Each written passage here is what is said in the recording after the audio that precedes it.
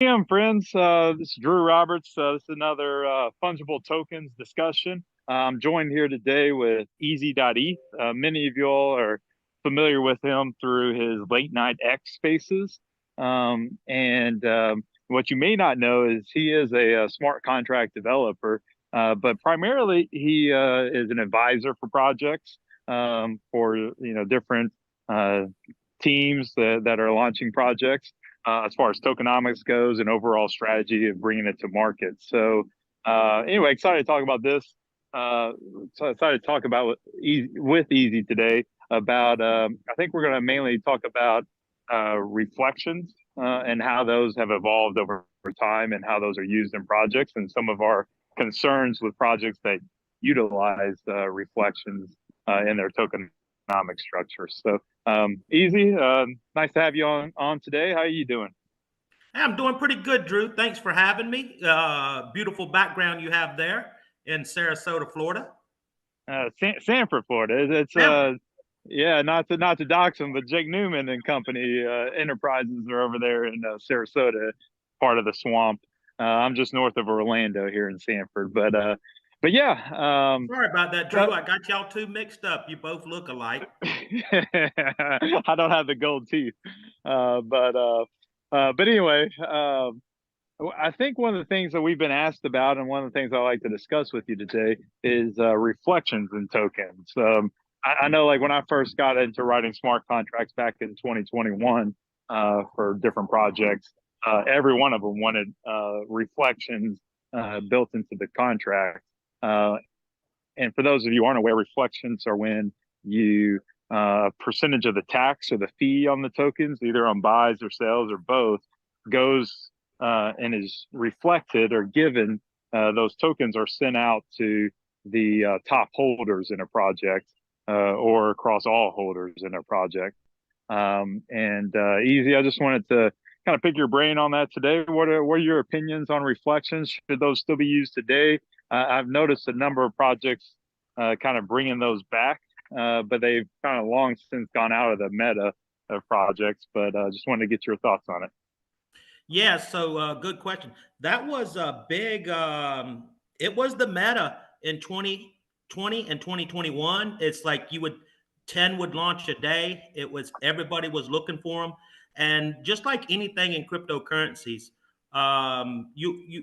they'll start out good and then people will figure a way to use it to enrich the small few within the token within the project. And yeah, so what I found was, is when you were looking at these things, you would realize that each one of them done different. If you remember, Drew, they would sometimes you'd have to basically stake your token to get the reflections, and then some you could just hold them in your wallet.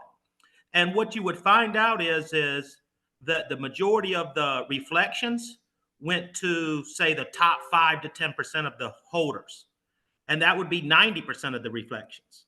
Then the other 10% would would be distributed between the 90% at the bottom. And what it did was, I think it gave people a false impression of staking or giving you an ROI on your investment, and people would buy the coin, and it's just not a sustainable model, because what would happen is people would sell the token. The small guy would hold the token and buy the token. The reflections from the beginning would seem very high, like the high, basically, let's call it the APR. The APR would be astronomical, but that APR is going to drop off a cliff. And if you looked at the curve, it would literally fall off of a cliff. And so people would purchase the token at a very inflated price, thinking that they're going to receive that crazy APR forever.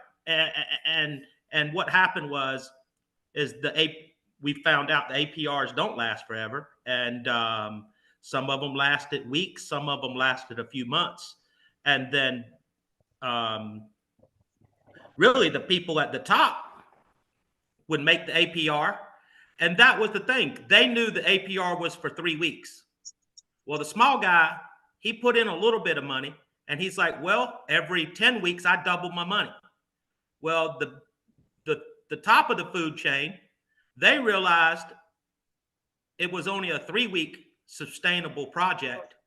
They put a lot of money in, and they received 90% of the rewards. And then they just sort of faded away with time, is what I've seen. Yeah, and I know like in my projects and the teams I work with, we do a lot to do anti-whale provisions in the projects. And what I found with reflections is it's the exact opposite. It's really pro-whale in many ways. It rewards your largest holders, gives them a larger percentage of the project, of the equity in the project. And so when they exit out or dump on the project, then you find that their dumps and their sales are even larger. It's an even larger percentage of the project. So it gives your whales a lot more control over the liquidity pool in the project. And it's why I've really gone away from them. I mean, have you experienced the same thing in that as well? It seems like. The exact same thing. And I remember how they would change it up. The meta was you would receive reflections in the token itself. They changed it to where you would receive reflections in Ethereum. And then I remember they even came out where you were receiving reflections in wrapped Bitcoin. But the end result was always the same. And the trick to the game was figuring out how long the reflections would last and really having enough money in the game. The goal was to get your, let's say it was they're going to give you an APY of something crazy, Drew, like 50,000%. Remember that? It was a crazy APY. Oh yeah. So, but what happened is that APY would stay high for a matter of 10, 12 days. Well, once you break that APY down to APR per day, if you're a whale, and you can make a 7-8% return a day on your ETH that you're putting in that pool that you're buying that token, and you're marketing to the small guy, which now triples the price of your, say, 50, 30,000, 50,000 investment. Well, you've just tripled your investment to 150. You've collected that crazy APY for 11 days, and then they would sell off. And it would leave the small guy holding the bag. Exactly. And it incentivizes late buys, so they see that APY or the APR, and they get all excited about it and they ape in, but it's too late. Because the reflections were tied directly to transaction volume. And as that peaks and starts coming down, that transaction volume, then that reflection amount goes down directly with it. And we're seeing a reemergence in this. They're just calling it something different. They're calling it rewards now. And you see a lot of projects kind of playing around with this concept of rewards, which is just another way of saying reflection. And they're kind of limited to top holders or to people who stake something. But it's all the same thing. And you have to watch out because of the way that it makes the whales in the project and is not necessarily better for the project as a whole or the community at large. So just something to keep an eye out. Any, I guess, kind of closing thoughts on reflections, rewards, anything, advice, EZ, for both project founders and for community members, people coming into projects that have these things in their tokenomics?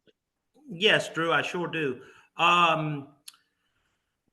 What I want to say is I believe this bull market will be the same as the last previous bull markets.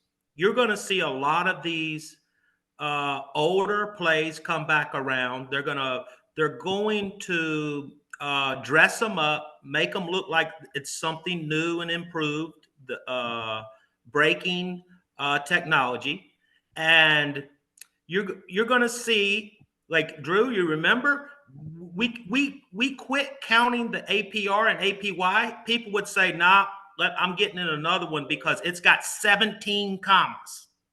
Because it would you couldn't even figure out the number no more. It was a billion% APY, and if something had 9 commas, you didn't buy that one because you were looking for the one that had 17 commas with all them. The number would be as big as the screen. So, and I think you'll go back to seeing the Lambo calculators that would help you figure out your APY. And that was another trick. Don't fall for them. These protocols, they'll have a calculator for them, won't they, Drew? And it shows the little guy. Well, if you put in $300 and you hold it for 6 months at this APY, well, you have 2 Lambos, you know. And it was called the Lambo calculator. So my closing thoughts to everybody is, when you see these things that are too good to be true, they're too good to be true. And for 95% of the people, 90 or higher, 95 or higher, to even play in the game and to think you're going to beat the whales at it, you're not. You're better off watching, learning, and that's the good thing about this video here today. Like, there's people that have never heard of this, Drew. They're going to remember this video. They're going to see it 6 months from now, and you know what it's going to do, Drew? You've saved the money, because they're going to say, "Oh, I remember when Drew told us about this." So yeah, I was glad to be a part of this, Drew. Yeah, and hopefully it's helpful for those of you who are watching. For those of you who are thinking about launching projects coming up, EZZ is a great resource for advice, and you can always connect with them on X, especially on late night. And then I'm available as well. So anything we can do to help out, let us know as you're thinking about launching your own project. And if you have any other questions or thoughts that you want us to discuss when it comes to fungible tokens on this video series, shoot them our way, and we look forward to getting into those topics with you. So you'll have a great day, and thank you, EZZ. Yeah, thank you, Drew. Have a good evening.